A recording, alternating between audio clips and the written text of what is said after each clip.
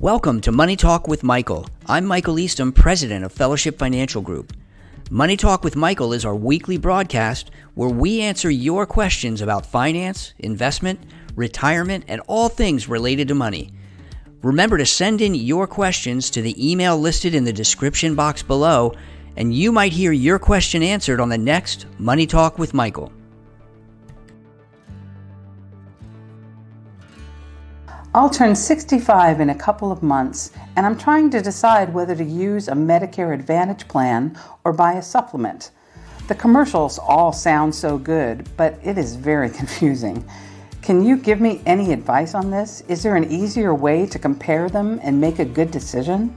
Great, a Medicare question. There is a lot to unpack here, but I'll try and hit on a few high points just so that you have some of the basics. The first thing is, since you're going to be 65 in a couple of months, you need to know what your initial enrollment period is.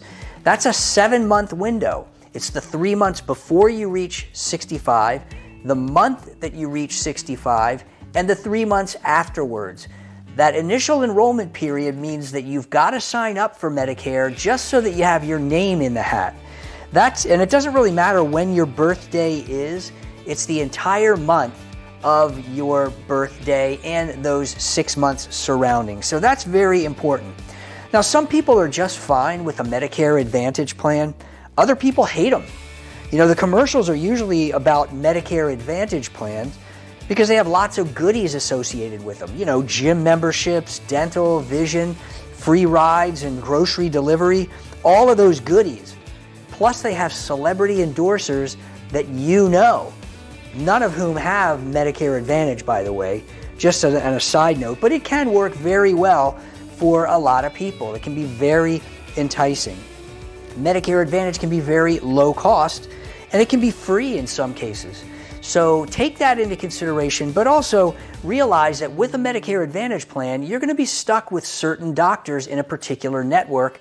And if you have to go outside that network, maybe you have a PPO, then you may have to pay more to go to those doctors outside of the primary network. Now, with the Medicare supplements, there are lots of varieties and different options that exist, but they're all going to cost money. They tend to be a little bit more expensive than the Medicare Advantage, but with the freedom that you have and the flexibility that you have comes a little bit more cost. So certainly you have to evaluate your own budget and determine what is the right choice for you, whether it's Medicare Advantage or it's the Medicare supplement. But let me tell you this, don't buy the sizzle.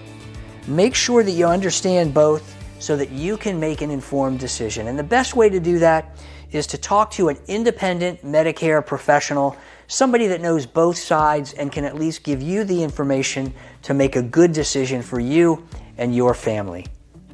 Thanks so much for watching. Tune in next Monday for another edition of Money Talk with Michael. And don't forget to send in your questions and check out our website at fellowshipfinancial.com and our social media platforms.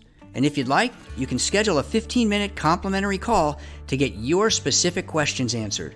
Everything you need is listed in the description box below.